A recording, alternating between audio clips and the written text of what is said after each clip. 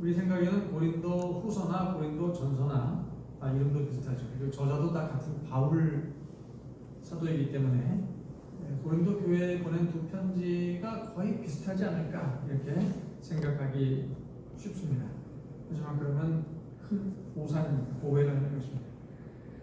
고린도 전서는 고린도 교회 성도들의 미숙한 신앙에 대해서 사도 바울이 그들을 잘 타이르고 권면해주는 그런 내용으로 되어 있습니다. 따라서 상당히 논리 정연하고 차분한 글이라고 말할 수 있습니다. 이에 비해서 고린도 후서는 반대입니다. 오히려 고린도 교회 성도들이 바울에 대한 어떤 오해와 불만이 있었던 것 같아요.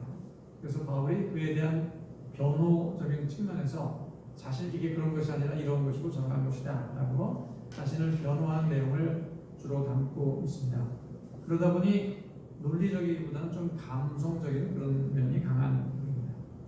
한편 우리에게는 아니 바울처럼 그렇게 위대한 사도가 목회했던 교회가 고린도 교회인데 어떻게 그 바울과 같은 분에게 고린도 교회 성도들이 오해와 불만을 가질 수 있었을까 하는 것이 놀랍기도 합니다. 하지만 이를 핑계로 오늘날 목회자들이 바울 같은 사람도 교회 성도들에게 모든 만족을 주지 못했다면 내가 이 정도 목회하는 것은 정말 잘하는 것이다 라고 스스로를 합리화해서도 안 됩니다. 왜냐하면 바울은 그 어려운 상황을 해결하기 위해서 밤낮으로 기도했고 또 성도들을 가르쳤고 그리고 그들을 끝까지 설득을 했습니다. 그래서 그 흔적으로 남아있는 것이 바로 많은 그 바울 서신, 그 가운데서도 오늘 고린도 후서라고 말할 수 있죠. 그리고 결국 그 흔들리던 성도들을 올바로 믿음으로 세운 사람이 사도 바울입니다.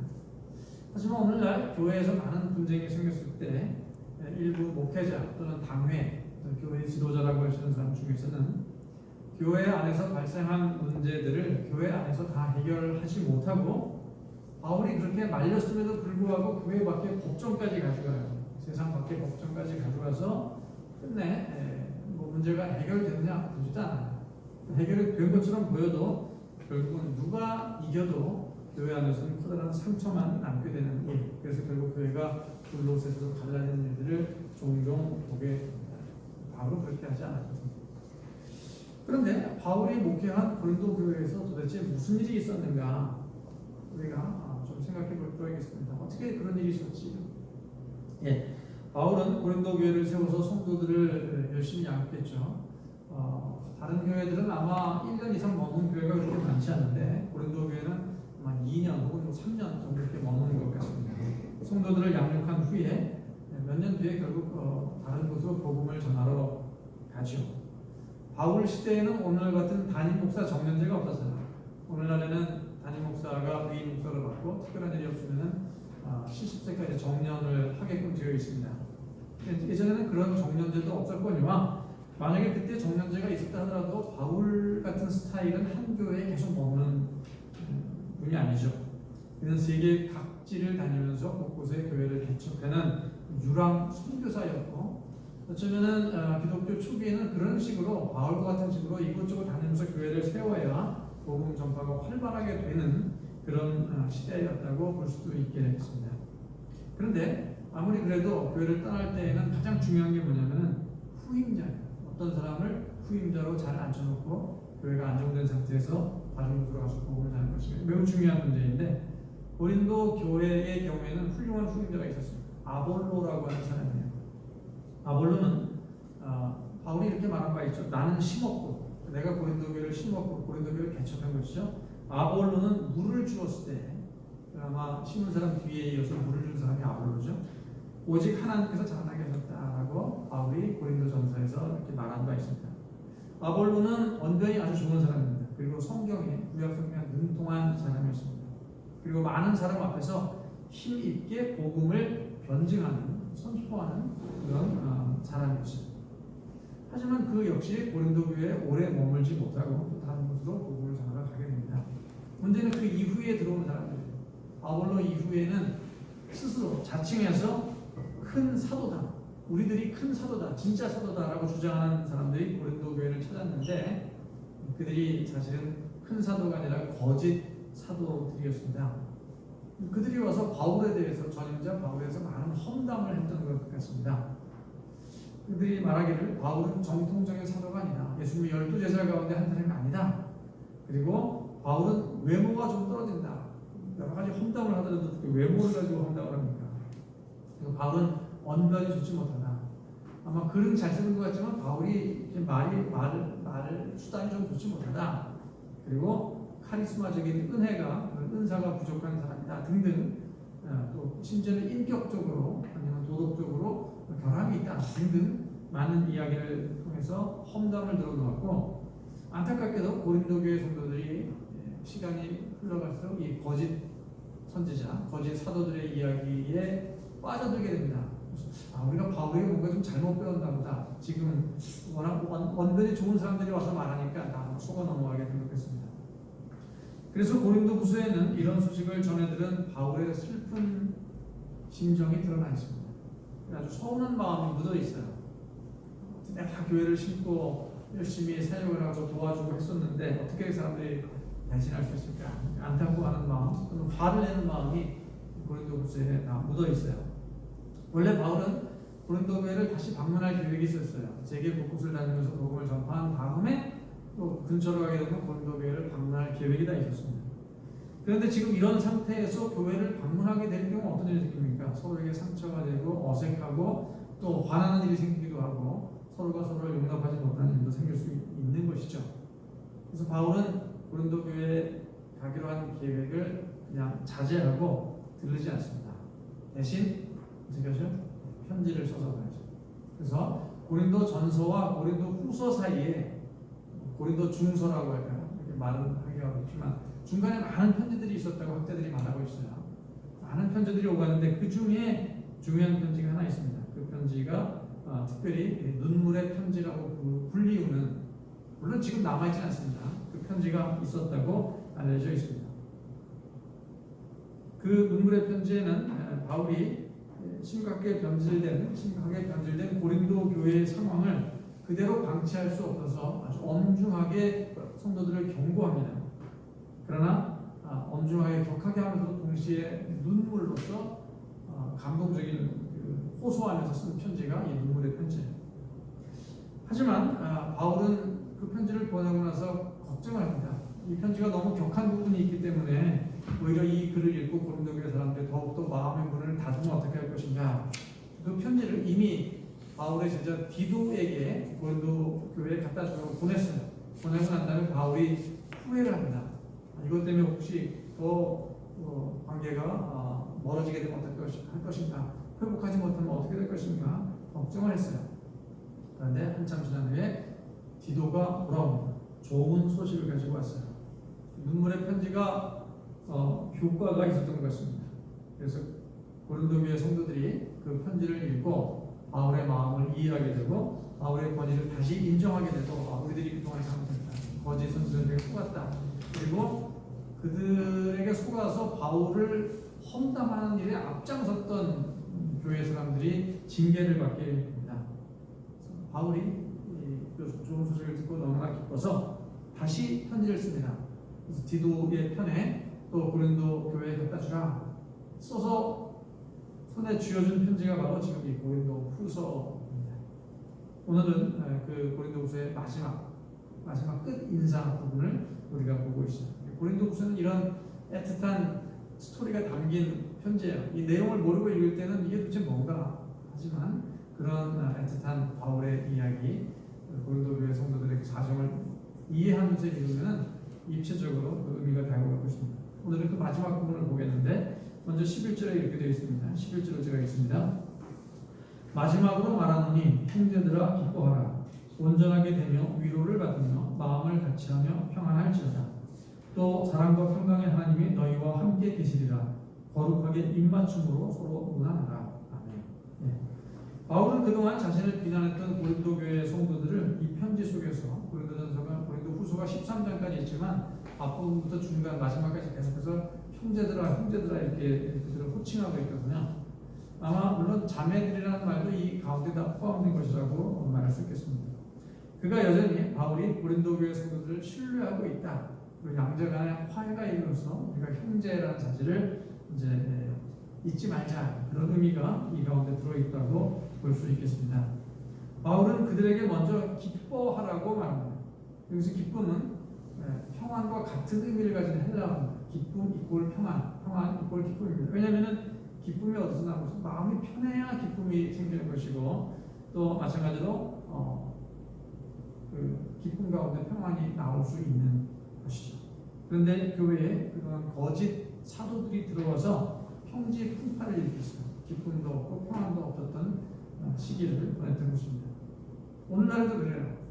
신천지 추수꾼들이 여러 교회를 찾아가서 평지 풍파를 일으킵니다.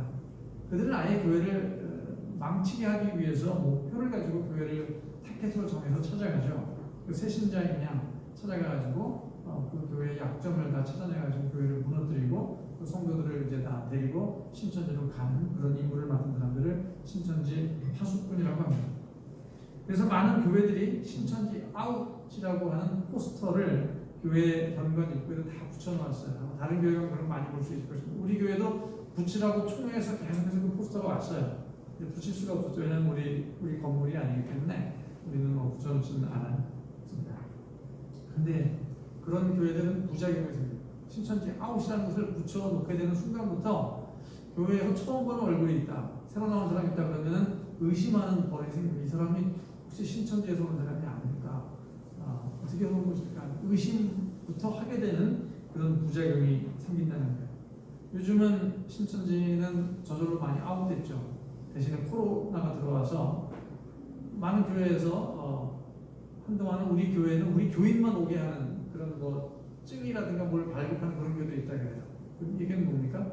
다른 사람들이 교회에 오게 되면 이 사람도 코로나 걸린 사람 아니야? 의심을 하게 되는 그런 부작용이 또 생긴다는 거예요. 이게 참 말이 되겠습니까? 교회는 정말 가장 오픈, 누구나 올 수 있는, 세상 모든 사람이 다 빈부 미천 남녀노소 외국인 국내인 다 올 수 있는 곳이어야 되는데, 교회에 처음 나온 사람을, 낯이 익지 않은 사람을 환영은 못해줄 망정 의심부터 하게 된다는, 이게 정말 말이 안 되는 일이고 정말 큰일입니다. 빨리 이런 사태가 종식되어야 하는 것이죠. 그런가 하면은 한편 어떤 성도들은 기존 교회에 열심히 다니다가 교회에서 좀 불합리한 면이 있다, 교회에 좀 이거 고쳐야 되겠다, 이런 건의를 하는 사람도 있죠. 건의를 자주 하면서 다른 사람들에게 좀 약간 상처를 입힌다거나, 아니면은 담임 목사님에 대해서 여러 가지 이의를 제기하는 그런 사람들이 있어요. 그런 사람들에게 때로는 교회가 저 사람 신천지다, 저 사람 몰아내야 된다, 멀쩡한 사람을 신천지 누명을 씌워서 교회에서 분란이 일어나게 되는 경우도 종종 있다라고 하는 것입니다. 그렇습니다. 이런저런 일로 교회 안에 풍파가 생기게 되면은 기쁨이 사라지고 교회에 평안이 없게 돼요. 바울은 고린도 교회에서 가장 필요한 것이 무엇인가? 바로 평안과 기쁨이다라고 이야기를 했던 것입니다. 이어서 바울은 고린도 교회 성도들이 온전하게 되라고 권하고 있어요. 이것은 완벽한 그리스도인이 되라는 말이 아니에요. 온전하게 되다라고 하는 말은 사실은 회복하다와 또 같은 의미의 헬라어를 쓰고 있습니다. 회복을 위해 쓰라는 것이죠. 고린도 교회가 지금 잘하고 있지만 더 잘해서 완벽하게 되라는 게 아니라, 과거에 잘하고 있던 고린도 교회가 잘못된 길로 빠져서 지금 평안을 잃어버리고 기쁨을 잃어버리고 분란이 있지 않느냐, 회복해서 다시 예전에 좋았던 시절로 돌아오라, 그런 의미로 온전하게 되라는 이야기를 하고 있는 것입니다. 바울은 그렇게 해서 서로가 그들이 위로하고 위로받으라고 말하고 있어요. 어쩌면 지금 한국 교회에서 가장 필요한 것이 위로라고 말할 수 있습니다. 수많은 교회들이 코로나19 방역에 지금 앞장서고 있어요. 그렇죠. 다 정해진 매뉴얼에 따라서 많은 교회들이, 큰 교회건 작은 교회건 수많은 애를 써서 코로나를 잘 싸워나가고 있습니다. 그런데 지금 알려지고 있기로는 오히려 교회는 코로나 전파의 주범인 것처럼 사회에서 널리 알려진 면이 참 억울한 일인데, 그런 경우들이 있어요. 일부 그렇지 못한 교회나 사람들로 인해서 그렇죠. 지금도 개척교회가 많이 거론되고 있는데, 사실은 그 인천의 그 개척교회라기보다는 부흥사 협회 같은 거예요. 에녹 선교회라고 하는 이름의 부흥사 목회자들끼리 모여서 서로 교회를 방문하면서, 부흥사들이니까 얼마나 다 찬양도 세게 하고 기도도 세게 하고 하겠습니까? 그리고 막 춤도 치고 그런 과정에서 코로나가 번진 것인데 그들이 전부 다 개척교회가 다 이렇게 하고 있다. 그러면은 사실 그게 좀 특수한 교회들인데 개척교회를 일반화시키면 참 억울하죠. 위로받아야 돼. 우리 열심히 하고 있습니다. 잘하고 있습니다. 쓰고 있어요. 그걸 위로받아야 하는데 그렇지 못한 것 같아요. 그렇지 않아도 교우들마다 다 삶이 지금 힘들죠. 사업하는 사람들도 그렇고 또 직장에 있는 사람들도 각자 큰 어려움이 있고 자녀들도 학업에 큰 혼란이 있고 특히 앞길이 불투명한 고3들 같은 경우는 스트레스를 이루 말할 수 없을 것입니다. 그래서 위로가 지금 절실한 상황이에요. 특별히 우리 교회는 그 중에서 또 질병으로 인해서 고통받는 분까지 지금 있지 않습니까? 위로 받을 때는 아무런 부담이 없어야 돼요. 위로를 해주면 그 위로를 당연히 받아들일 수 있는 교회 공동체가 진짜 주 안에서 한 가족이 된 공동체예요. 위로해줄 때 너무 부담이 된다, 힘들다가 아니라 기꺼이 위로를 받아줄 수 있고 또 다른 사람이 아플 때 내가 위로해줄 수 있는, 왜냐하면 우리는 가족이기 때문에 형제 자매이기 때문에 그러는 것입니다. 근데 우리가 위로해준다고 하면서 많은 도움을 줄 수 있느냐 하면 또 그렇지도 않아요. 많은 도움을 줄 수 있는 것 같지만 실제 그렇지도 못합니다. 병원에 예를 들어 위로해주러 가려고 해도 지금 방문이 안 돼요. 환자를 만날 수도 없습니다. 결국은 되게 기도하는 수밖에 없는 경우가 많아요. 우리 자체가 힘이 없기 때문에 도울 수 있는 길들이 별로 없어서 그냥 기도해주는 길밖에 없는 그런 경우가 많습니다. 안타까운 것은 우리가 기도를 한다고 해서 열심히 기도한다고 해서 당장에 무슨 일이 일어나는가, 그렇지 않을 때가 많다는 것이죠. 오히려 우리가 기도할수록 무기력함을 깨달을 때도 많습니다. 왜 하나님은 우리 기도를 들어주지 않는 것인가? 무기력해지고 괴로워지죠. 이 사실을 우리는 직면하고 싶지 않아요. 내가 기도하면 다 이루어져야 돼. 그러나 그것 자체가 우리 욕망일 수 있고 실제로는 우리가 가장 무기력한 그 순간이 바로 하나님과 내가 만나는 때가 되는 것이죠. 역사는 하나님이 하시는 것이지 내가 하는 게 아닙니다. 내가 기도 세게 한다고 모든 게 되고 기도 안 한다고 안 이루어지는 게 아니라 진실하게 기도할 때 역사는 오직 하나님께 맡겨야 하는 것입니다. 우리가 할 일은 오직 서로 위로하고 격려하고 기도하는 것밖에 없는 것입니다. 바울은 고린도 교회 성도들에게 마음을 같이 하라고 또 당부하고 있습니다.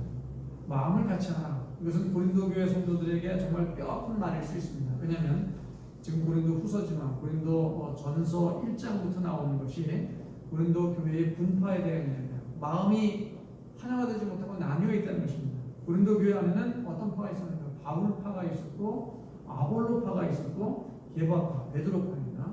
그리고 그리스도파, 예수파, 이렇게 네 개의 파가 있다고 알려져 있습니다. 그래서 바울은 그들에게 모두가 예수 그리스도의 이름으로 같은 말을 하고 분쟁이 없는 같은 마음을 품으라. 그리고 같은 뜻으로 온전히 합해야 된다는 일찍이 권했는데 지금까지도 이렇게 분파가 나눠져 있다면 그들이 참 뼈아픈 일이에요. 빨리 이것을 고치고 그리스도 안에서 한 마음 한 뜻을 가져야 되는 것이죠. 오늘날 한국 교회도 교회 안에 많은 파가 있는 경우들이 있어요. 가장 흔한 경우가 교회 안에 파가 나는 가장 흔한 경우, 가장 큰 이유가 있다면 아마 담임 목사가 은퇴한 후에 70세 담임 목사가 은퇴합니다.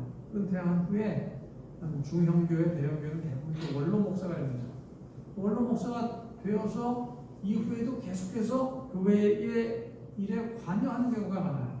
은퇴를 하면 그냥 떠나야 되는데, 물러서야 되는데 자꾸 이후에 교회 일에 관여를 하는 과정에서 담임 목사파 그리고 원로 목사파가 나눠져야 돼요. 회사의 사장이나 대학교 총장, 대통령도 한번 은퇴를 하고 나면 후임자에게 아무런 영향을 미치지 않아요. 은퇴하면 그냥 끝이에요. 그리고 새로 임명된 사람이 다 모든 책임을 지고 나는데 한국 교회에서는 원로 목사, 은퇴한 목사들이 계속 영향력을 뒤에서 미치는 것입니다. 새로운 목사가 잘하고 있는지, 또 마찬가지로 다른 사람들이 장로나 또 일반 교인들이 원로 목사를 이용을 해요. 담임 목사하고 모든 문제를 해결하는 게 아니라 원로 목사를 찾아가서 새로운 목사가 지금 이런 걸 못한다, 저런 걸 못한다, 목사님 좀 어떻게 해주십시오, 이런 문제를 일으키는 경향이 있다는 것입니다. 목사도 은퇴하면 교회를 떠나는 게 아예 다른 교회를 가는 게 좋은 거예요. 또 교회 안에 목사파와 장로파가 대립하는 경우가 많아요. 대체적으로 장로들은 이제 헌트한 목사 다음에 후임 목사를 젊은 사람을 뽑기 때문에 장로보다 젊은 사람들이 대부분 담임 목사, 후임 목사로 오게 됩니다. 그러면 젊기 때문에 장로들이 후임 담임 목사를 무시하는 경향이 있어요. 또 목사는 새로운 목사는 자기가 당회의 장이기 때문에 또 장로들을 또 다스려야 한다는 생각을 하고 장로들을 제압하려고 하는 경향이 있어요. 나이가 어림에도 불구하고 내가 이 당회를 제압해야 된다. 장로들을 위에 올라가려고 하는 그 과정에서 서로가 서로를 세워주고 약한 부분을 보완해 주어야 하는데 힘겨루기를 하다 보니 교회 안에 평안할 날이 없게 되는 것입니다. 때로는 보수적인 장로들은 되게 나이가 좀 많으니까 보수적일 수 있고요. 안수 집사들은 좀 젊으니까 상대적으로 진보적일 수 있습니다. 그래서 의견이 서로 엇갈리는 경우도 있고 어떤 경우는 반대입니다. 오히려 나이 많은 장로들이 진보적이고 안수 집사들이 젊은데도 불구하고 보수적이어서 서로 대립하는 그런 경향도 있어요. 어떤 교회는 교회 안에 전라도 그룹이 있고 경상도 그룹이 있어가지고 서로 간에 항상 의견이 엇갈리는 그런 경우들이 있는 것입니다. 이제서야 되겠습니다. 교회가 무슨 당파, 파당도 아니고 향후회도 아닌데 이렇게 여러 가지로 갈라져서 싸우셔야 되겠습니다. 이것이 어떻게 무슨 예수 그리스도의 몸된 교회라고 말할 수 있겠습니까? 바울은 사랑과 평강의 하나님이 그들과 늘 함께하기를 기원했습니다. 참된 사랑과 평강은 어느 특정한 사람에서 나오는 것이 아니라 오직 하나님으로부터 나와요. 왜냐하면 하나님이 참사랑, 진정한 사랑 그 자체가 하나님이시고 그리고 평강 그 자체, 샬롬 그 자체가 하나님이시기 때문에 그렇습니다. 우리는 그 하나님의 자녀이기 때문에 하나님으로부터 사랑을 배워야 돼요. 하나님께 사랑을 배우고 하나님께 평안함을 배워가고 그것을 실천해 가는 존재가 되어야 하는데 오히려 하나님의 자녀이면서도 평안하지 못하고 다투고 싸우고 늘 그런 모습, 사랑의 없는 모습을 보여주는 것, 도대체 누구의 자녀인지 의심스러울 때가 있다는 것이죠. 이어서 바울은 고린도 교회 성도들에게 이런 부탁을 합니다. 거룩하게 입맞춤으로 서로 문안하라. 거룩하게 입맞춤으로 서로 문안하라. 성경에 많은 부분이 그렇지만 특별히 이 말씀을 문자적으로 그대로 적용하면 안 됩니다. 각 나라와 그 지역의 역사와 문화가 있어요. 서로 입맞춤을 하는 그런 문화가 있는 나라들이 많죠. 중동적도 그렇고 유럽도 그렇고 뭐 미국도 그런 부분이 있는 것 같습니다. 뭐 대통령 부부가 만날 때 서로 간에 이렇게 볼을 비비는 경우도 있고 또 어떤 경우는 뭐 진짜 입맞춤 키스하는 그런 경우들이 있는 것을 보게 됩니다. 우리나라 문화하고는 전혀 맞지 않는 것이죠. 성경에 이렇게 써 있다고 해서 그대로 실천하려고 했다가는 또 뺨을 맞을 수도 있고 문제가 생길 수 있습니다. 하지만 오늘날 코로나19 전국에서는 그런 문화를 가진 나라라 할지라도 이 말씀을 그대로 따라 했다가는 점점 다 확진자가 돼가지고 교회가 또 문을 닫아야 되는 일이 생길 수가 있습니다. 성경의 말씀이 써 있을 때는 항상 그 상황을 고려해서 받아들여야지 문자적으로 그대로 다 실천을 해야 되겠다 그러면은 안 되는 거예요. 성경을 해석하는 것 매우 중요합니다. 재해석, 상황에 맞게 재해석하는 작업들이 반드시 필요합니다. 네, 다음은 12절인데 12절 아주 짧습니다. 모든 성도가 너희에게 문안합니다. 11절은 길었는데 지금까지 11절 말씀드렸죠. 12절 아주 짧아요. 모든 성도가 너희에게 문안합니다. 그럼 여기 나오는 모든 성도는 누구일까? 고린도 교회 밖에 있는 모든 성도들입니다. 바울이 그동안 다니면서 교회를 개척했던 많은 성도들이 데살로니가에도 있었고 뭐 베레아에도 있었고 마케도냐 여러 지역에도 많은 교회들이 있었죠. 그런 교회들과 지금 고린도 교회가 아무 상관이 없을 것 같은데도 불구하고 바울은 그 다른 지역에 있는 모든 교회가 너희에게 문안한다라고 얘기를 하고 있습니다. 어떤 의미입니까? 바로 고린도 교회가 혼자 서 있는 단독적인 교회가 아니라 세계 보편 교회 가운데 일부라는 사실을 이렇게 이야기하고 있는 것이에요. 카톨릭은 이 말을 잘 이해합니다. 카톨릭은 전 세계의 모든 카톨릭 교회가 다 하나라는 생각이 다 있어요. 그들에게 더 이상 가르칠 게 없죠. 하지만 개신교는 개교회주의가 너무나 강하기 때문에 이 말을 잘 이해하지 못하는 거예요. 우리 교회만 있으면 됐지 다른 교회가 우리 교회가 무슨 상관인가? 특히나 또 교단이 다를 경우에 아무 관련이 없는 교회라고 생각하는 경우들이 많습니다. 하지만 그렇지 않습니다. 우리 교회만 하더라도 우리 교회는 대한예수교 장로회, 장로교에 속한 교회입니다. 장로교의 경우는 장로교의 중심은 교회가 아니에요. 개교회가 아니라 노회입니다. 장노회라고 하잖아요. 장노회. 노회가 바로 그 노회인데요. 노회는 그 지역에 있는 여러 교회들의 모임으로서의 어떤 보편적인 교회예요. 공교회, 큰 교회죠. 그 중에 우리 교회가 그냥 하나의 브랜치로 들어가 있을 뿐이지 이 개교회가 교회를 대표한다고 말할 수는 없습니다.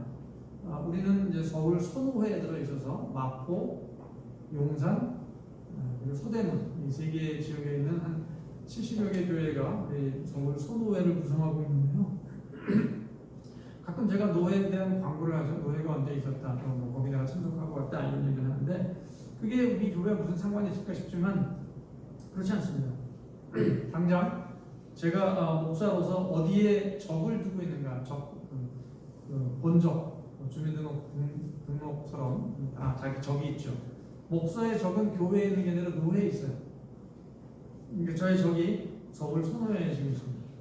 왜냐하면 노회가 안수해서 제가 목사가 되었거든요. 물론 저는 서울 선호회가 아니라 서울 노회라고 하는 곳에서 안수를 받았지만 서울 노회에 있다가 선호회로 올 때 이사를 가죠. 그러면은 저만 혼자 오는 게 아니라 그 적이 따라와요. 이 사람을 서울 선호회로 보낸다고 그게 다 오는 거예요. 그때 또 신고를 하게 되는 거죠. 그리고 그럼 서울 선호회는 뭘 하는가?